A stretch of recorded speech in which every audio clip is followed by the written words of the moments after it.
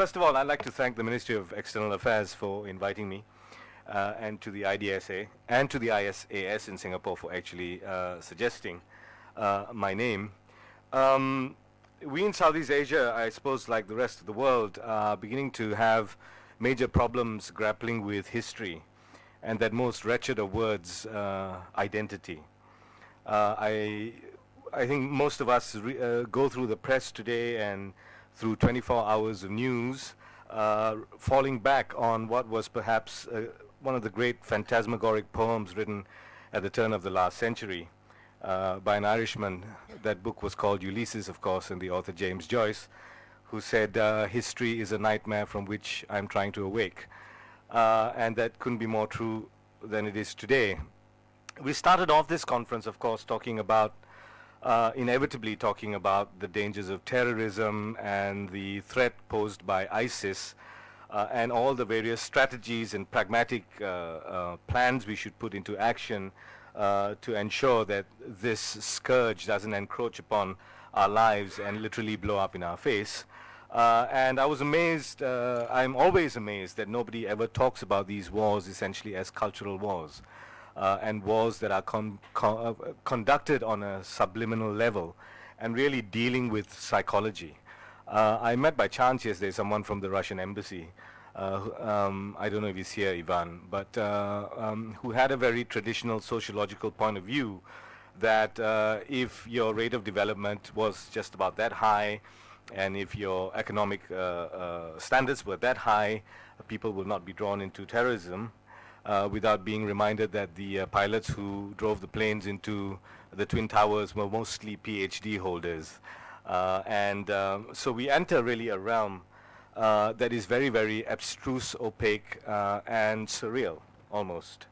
And really the things that charge such a sensibility and such a disposition today is a cultural one. And the past is really not something quaint or romantic or nostalgic. And this is a particular problem when Southeast Asians and Indians get together. They tend to get very nostalgic.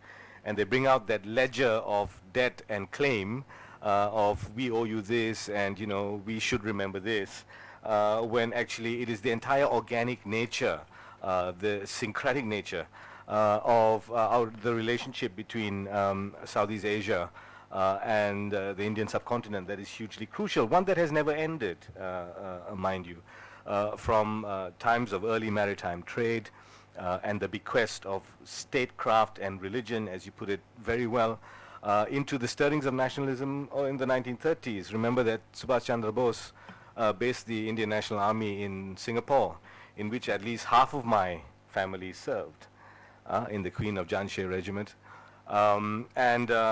Of course, this imagining of many Indian artists, beginning with Tagore, and of course one of the great works that Uday Shankar wanted to produce but failed to do so was set in Bali. We also remember when we tried to figure out why this relationship between India and Southeast Asia has not been fully realized. Of course, there is the hangover of the Cold War. And for a long time, we in Malaysia, anyway, were raised with the notion that the Indians were semi-Reds because of the close relationship towards the Soviet Union, while we maintained other kinds of loyalties. These are hangovers that I think we need to grapple with. And history and culture is, of course, a major foothold in our engagement of issues that will remain increasingly, I think, more complex and more web-like. Let me refer to a very interesting incident that happened just a few months ago. I have organized a regional Southeast Asian cultural conversation series where we bring about 10 artists from various Southeast Asian countries to sit and talk about the nature of Southeast Asia. And of course, Southeast Asia is as elusive a term as you can get. And one of the main questions that is asked of Southeast Asians as we enter ASEAN integration and so on is, does such a region actually exist? We know at least half of it was a concoction of the State Department during the time of the Vietnam War. One of the very interesting characteristics was that when it came to discussing history, history as the spawn of borders and nation states, every single one of these liberal, open-minded, cosmopolitan artists began to get very dismissive, if not argumentative, about their own territorial concerns and considerations. That was the first day. On the second day, we spoke of myth. And when we spoke of myth, what I think is the binding factor in the Southeast Asian psychology, there seemed to be a flawless confluence between people who were just arguing and kind of debating very heatedly the day before. So if we begin to ask questions about proximity, about bringing these two regions together again, I think there is a need to really relook how we approach metaphysically and existentially questions of history and myth, one that is allows for a great deal more amelioration, a great deal more confluence between the concepts of such things as factual and empirical history and the history of the imagination, which so much informs really our sustained relationship. The question has been asked for a very long time. One of my great teachers, one of my great literary teachers, the poet and scholar A.K. Ramanujan, had spent a great deal of his time and a lot of effort in studying, of course, the web of Ramayanas that flowed through not just India alone, but in other parts, venturing into Southeast Asia. I also refer to a very interesting book that was written that I found very intriguing, but was largely ignored by a former High Commissioner of India to Malaysia, whose name is Veena Sikri. And she wrote a very provocative book on Malaysia-India relations. And part of the entire book was her frustration as to why policymakers couldn't get together and really forge a relationship that was far more binding and deep set. But what was also a very deep interest to me was that at least a third of that book was a very close cultural examination of the kind of exchange and interchange that had taken place throughout the years. And as I have said, it is sustained and consistent. It began with religion. It began with trade. It began with statecraft, the bequest of statecraft. And of course, in modern times, the story of labor, which is incredibly important to the really flourishing of Southeast Asia and my country, Malaysia in particular. My father is a historian, and one of the great battles we have in Malaysia is a value-based approach to history. In a diverse and multiracial society, that can be extremely dangerous. Who contributed more to what? And I think it's one of the great achievements of my father, if I may be so immodest, as to make an empirical stand to say that in history we don't talk of contributions, we talk of roles.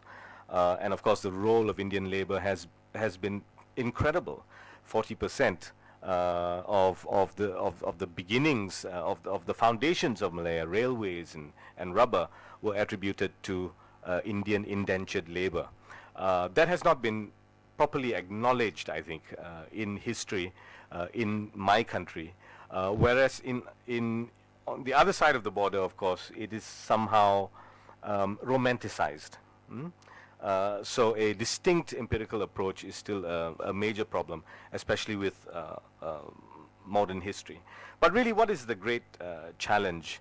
I have actually, this is not my first time to Delhi. I actually was here last November. And this is one of the very interesting things we need to address when we talk about institutional relations. Because some of the best work in culture is not done by institutions. It is done by independent bohemian people on the ground, and I happen to be one of them.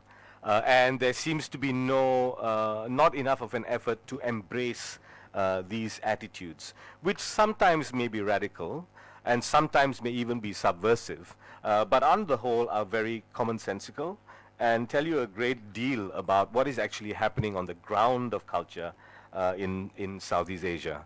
But as I said, I've been working with two very interesting individuals, an Indian cultural critic by the name of Rustom Barucha and an American scholar by the name of Paula Richmond, studying the Ramayana. So I've been to India every year talking about the Ramayanic web and fabric around the world. So these engagements are actually happening on a very, very regular basis. One of the problems, of course, I find when I do engage with my Indian counterparts is the weight of Indian history. In the sense that genealogies of Hanuman, for example, can be so incredibly complicated. He's married to who, and she ran away with him, and she had this son, and it's so incredible. There's an incredible map and fabric. Of course, Southeast Asia, we are a culture of bastardy, a marginal culture that thrives essentially on a great deal of improvisation. And one of the challenges is always to find equal ground, because on the one hand there is one aspect of Southeast Asian culture that likes to fiddle and jig, and then there is the weight of Greater India that just kind of drops on you. These are territories, I think, that are very interesting to work out. But let me just state what I think the principal problem is. The principal problem, of course, is politics, I believe. And one of the major issues that are constantly dealt with when it comes to culture, when it comes to history, when it comes to myth, is reimagining, reconstruction, and reinvention of history. There are two major cultural battles being fought, I think, in Southeast Asia. One is in island Southeast Asia, where the infection of Wahhabism, let's not call it Islamic fundamentalism, let's not even use the word Islam, because Islam is a religion and it's abstract. This is the infection of Wahhabism, a particular Puritanism that is spreading through. And one of the very interesting things that is happening now is that very local groups, not so much the Jaringan liberal Islam, who are seen to be highly westernized and really quite marginal, I think, in the greater scheme of the Indonesian politics, but the move by traditionalist groups like the Nadatul Ulama to fall back again on a cultural rhetoric. One of their major statements now is that just because we are Muslims, we don't need to be Arabs. That is a major statement, remark that is being made by them. We also remember President Gus Dur, or President Abdul Rahman Wahid, who constantly battled fundamentalists or Puritans with the phrase, God does not need to be defended, Tuhan tidak perlu dipertahankan. But on the other hand, the Puritanism of the greater culture, of the greater Ramayanic motherland and so on, is also, I think, a contentious one. So these are issues that need to be deliberated upon and also grappled with in a seriously fundamental way and on a consistent basis. So I think at the end, like everything else in this world, at present, what is really needed is political will.